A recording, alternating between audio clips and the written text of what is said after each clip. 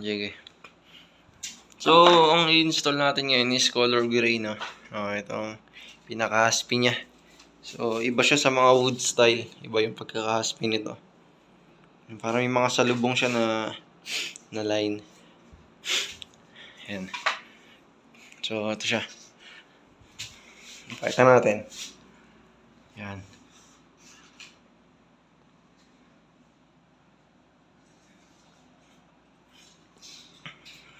So, pag may mga gantong leak, no more nail nyo na lang. Kasi di tayo sure kung pwede may tamagas pa dyan. So, yung ibang bahay kasi may mga ganun. Basta no more nail. May support tayo no more nail, pero nilalagyan ko pa rin yan ng clip. Para lang hindi siya malog. So, pati yung part dito. Then, bago pala kayo mag-install, lagi kayong may sapin para iwas din sa tiles. May mga kasi, yung mga martilyo, konting baba mo lang kasi pwedeng mabasag yung tiles. So yung baliktaran, yan nilalagyan namin. Tapos sa part na to, gagawin secret door ito eh. Yung gagawin secret door yan. Bukas na natin gagawin. Yan yung part na to. So ito pala kasama natin si Neil Floyd, yung pinaka-poging pastor ng Tatalon yun. So medyo mainit lang ngayon, no? Pero tumatanggap pa rin tayo kahit holiday. Kasi ito lang din kasi ang time ng mga client eh.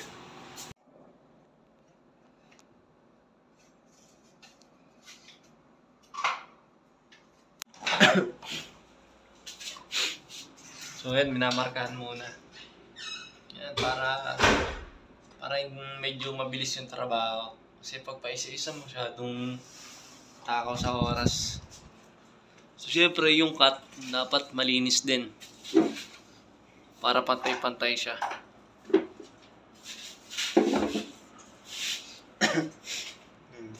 So dito, nag-adjust lang tayo.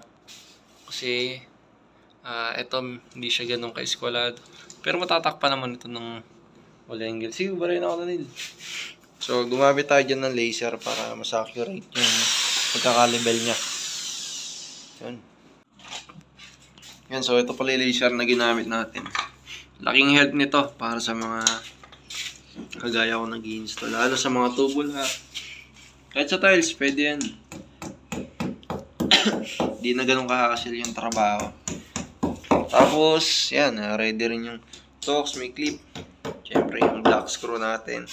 Lagi natin ino-order kay Boson. Napakalaki kay Boson. Napakababa niya magbigay, guys. Sa mga taga-Tatalon dyan, doon na lang order kay Boson.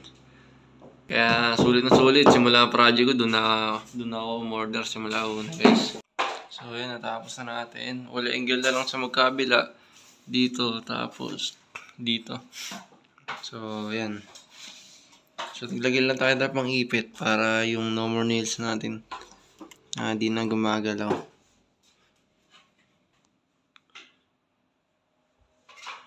So, nalinis na rin. Tapos, next na kami dito sa kabilang wall. Yan. Woohoo! Bago kayo mag-marena, check nyo muna to. Kung saan yung linya nya. Kung pataas, dito, or sa baba. Same dito. Paano ang pwesto? Ayun.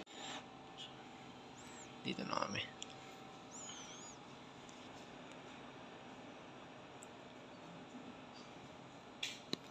Yun na.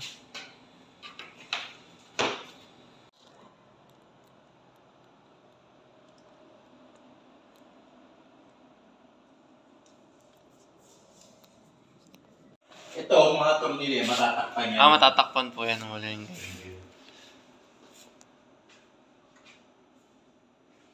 So, ayan, dito na kami sa part na to. Sa may living area. So, ang bait ni Sir, delivery pa kami ng... May merenda pa kami na chicken. Galing KFC. So, delivery niya rin kami ng lunch. Yung KFC, tigisa kami kanina. Oh.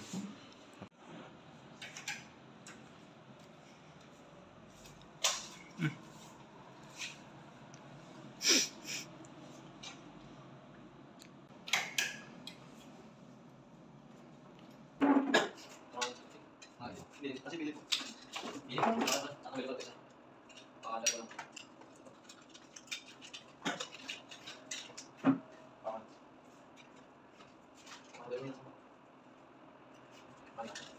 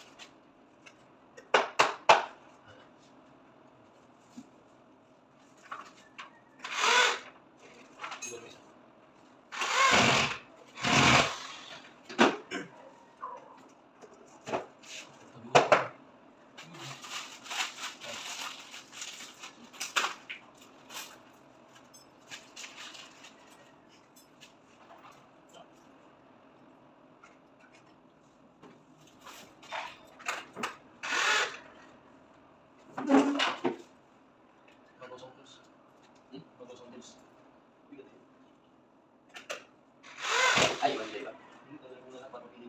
Ah, okay.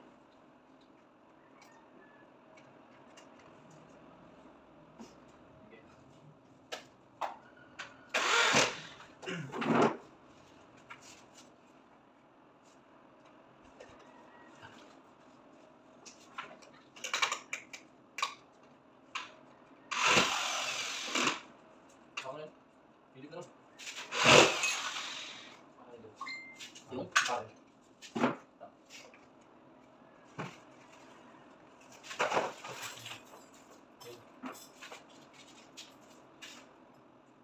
Ito pang sigarin nila.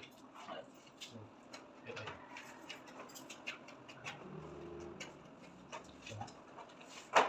Parang may bangit pa.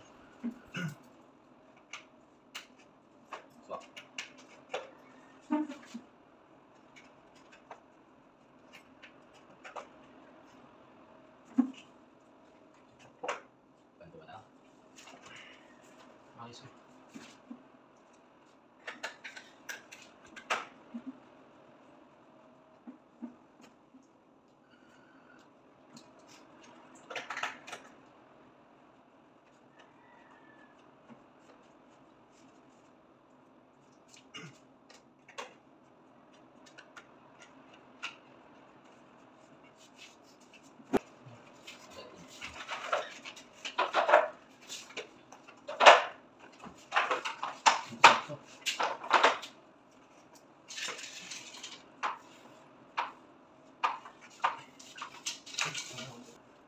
Halit pa rin.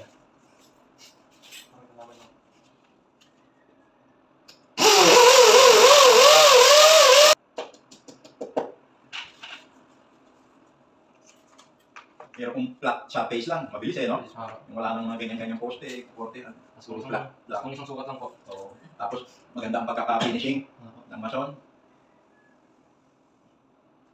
Tuloy-tuloy lang eh. Hindi pwedeng ipahinto pala yung ganyan. Pero lang pagka may nangyaring aksidente yung sa construction.